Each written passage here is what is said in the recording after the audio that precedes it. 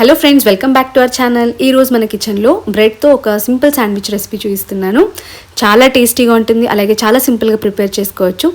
బ్రేక్ఫాస్ట్లోకి, evening స్నాక్స్లోకి చాలా బాగుంటుంది. డెఫినెట్గా ఒకసారి ట్రై చేసి చూడండి. ముందుగా దానికోసం ఇక్కడ ఒక ప్యాన్ తీసుకొని ప్యాన్లో ఒక 2 టేబుల్ స్పూన్ల దాకా ఆయిల్ వేసుకుంటున్నా. ఆయిల్ కాస్త వేడెక్కిన తర్వాత ఆవాలు అలాగే కొద్దిగా జీలకర్ర వేసుకొని కాస్త చిటపటం అనేదాకా వేయించుకోవాలి. ఇవి కాస్త వేగిన తర్వాత ఇందులోకి సన్నగా తరిగి పెట్టుకున్న ఉల్లిపాయలు అలాగే పచ్చిమిర్చి వేసి వీటిని కొద్దిసేపు వేయించుకోవాలి. ఉల్లిపాయలు కాస్త వేగిన తర్వాత 1 టీ స్పూన్ దాకా అల్లం వెల్లుల్లి పేస్ట్ వేసి పచ్చివాసన పోయేదాకా ఫ్రై చేసుకోవాలి. తర్వాత ఇందులోకి మీ దగ్గర ఉన్నట్టయితే కొద్దిగా బఠానీ వేసుకోండి. కొద్దిగా పచ్చి బఠానీ వేసి కాస్త వేయించుకోవాలి. బఠానీ కాస్త వేగిన తర్వాత ఇందులోకి చిటికెడు పసుపు అలాగే రుచికి సరిపడా ఉప్పు, కొద్దిగా కారం వేసి మంటని మీడియం ఫ్లేమ్లో పెట్టుకొని ఎక్కడ మాడిపోకుండా బాగా చక్కగా కలుపుతూ వేయించుకోండి. ఇవి కాస్త వేగిన తర్వాత ముందుగానే ఒక 4-5 బంగాళాదుంపల్ని ఉడికించి పక్కన పెట్టుకున్నాను. పొట్టు తీసేసి వీటిని కట్ చేసైనా వేసుకోవచ్చు, లేదంటే ఇలాగా మెదుపుతూ వేసుకోవచ్చు. ఇలా మెదుపుతూ వేసుకున్నామంటే బాగా మనకి ఎక్కడ పెద్ద పీసెస్ లేకుండా బాగా మెత్తగా అయిపోతుంది. అలాగే మనము కలుపుకున్నప్పుడు కూడా ఎక్కడ పెద్ద పీసెస్ లేకుండా బాగా అంతా మ్యాష్ చేసి కలుపుకున్నారంటే మనకి బ్రెడ్ పైన స్ప్రెడ్ చేయడానికి చాలా ఈజీగా ఉంటుంది. ఇలా గరిటెతో నొక్కుతూ బాగా కలిపేసుకోండి. ఇలా బాగా కలుపుకున్న తర్వాత పక్కన పెట్టి కొద్దిసేపు చల్లారనివ్వాలి.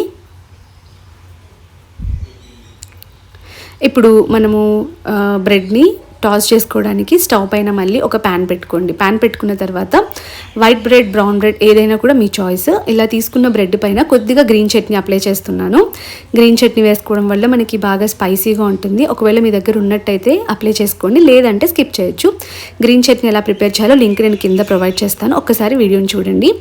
తర్వాత మనం ప్రిపేర్ చేసి పెట్టుకున్న ఆలూ మిక్చర్ని దీనిపైన స్ప్రెడ్ చేసుకోవాలి.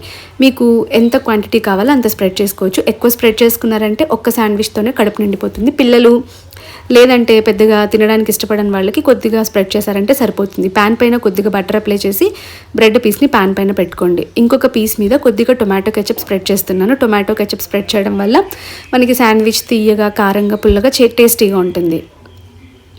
ఇలా ఇంకొక పీస్ని కూడా బ్రెడ్ పైన పెట్టుకున్న తర్వాత ఇలా ప్రెస్ చేస్తూ ఒకవైపు బాగా కాల్చుకున్న తర్వాత బ్రెడ్ని టర్న్ చేసేటప్పుడు కొద్దిగా మళ్ళీ బటర్ అప్లై చేసి టర్న్ చేసుకునేసి 2 వైపులా కూడా ఇలా నొక్కుతూ కాల్చుకున్నారంటే బాగా క్రిస్పీగా కాలుతుంది. అలాగే పీసెస్ కూడా ఒకదానికొకటి బాగా బైండ్ అవుతాయి.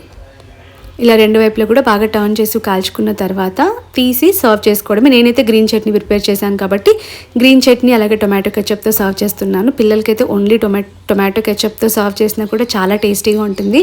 మనం ఇందులో పొటాటో యూజ్ చేసాం కాబట్టి బాగా ఫిల్లింగ్గా ఉంటుంది. ఒక్కటి తిన్నా కూడా చాలాసేపటి వరకు కడుపు ఫిల్లింగ్గా ఉంటుంది, ఆకలి కూడా వేయదు. పిల్లలకి మార్నింగ్ బ్రేక్ఫాస్ట్, ఈవినింగ్ స్నాక్స్ లాగా ఎలాగైనా చేసి ఇవ్వచ్చు. మీరు కావాలంటే ఇందులో కొద్దిగా చీజ్, పన్నీర్ కూడా యాడ్ చేసుకోవచ్చు స్టఫింగ్లో. ఇలా ప్రిపేర్ చేసుకున్న దాన్ని ఇలా టొమాటో కెచప్తో సర్వ్ చేస్తే సూపర్ టేస్టీగా ఉంటుంది. డెఫినెట్గా మీరు కూడా ట్రై చేసి చూడండి. అలాగే ట్రై చేస్తే ఎలా వచ్చిందో కామెంట్ చేసి చెప్పండి. మరిన్ని ఇంట్రెస్టింగ్ రెసిపీస్ కోసం ఛానల్ని సబ్స్క్రైబ్ చేసుకోండి. Thanks for watching.